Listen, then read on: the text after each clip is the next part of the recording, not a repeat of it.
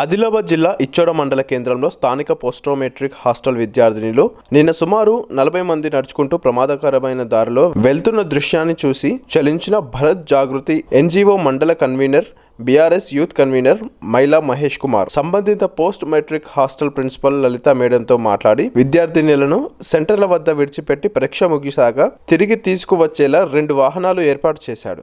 మొన్న నిమిషం ఆలస్యం కావడంతో ఇంటర్ విద్యార్థి ఆత్మహత్య చేసుకున్న సంఘటన చూసి చలించి వాహనాల ఏర్పాటును చేయడం జరిగిందని ప్రభుత్వ ఉన్నతాధికారులు విద్యార్థుల మీద దృష్టి సాధించి పరీక్షల సమయంలో పరీక్షా కేంద్రాల వరకు తరలించే ప్రత్యేక ఏర్పాట్లు చేయాలని Bharat Jagruthi NGO mandal convener BRS party మండల యూత్ కన్వీనర్ మైల మహేష్ కుమార్ కోరారు.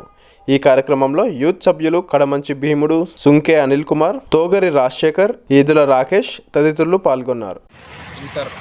ఇంటర్మీడియట్ పరీక్షలు జరుగుతున్న సందర్భంగా ప్రైవేట్ స్కూళ్ళు, ప్రైవేట్ కళాశాలలు ఎగ్జామ్ సెంటర్కి వెళ్ళడానికి వాళ్ళ సొంత వెహికల్స్ లేదా సొంత వాహనాలు ఉపయోగిస్తున్నారు. మరి ప్రభుత్వ కళాశాలలలో చదువుకునే విద్యార్థులకు కనీస వాహన సౌకర్యం లేదు. నిన్న ఒక సంఘటన చాలా బాధాకరం. నిన్న జరిగిన 1 నిమిషం ఆలస్యంగా స్వచ్ఛందంగా మేము 40 మంది విద్యార్థినిలకు 2 ప్రైవేట్ వెహికల్స్ పెట్టి ఎగ్జామ్ సెంటర్కి సమయానికి వెళ్ళేలా మేము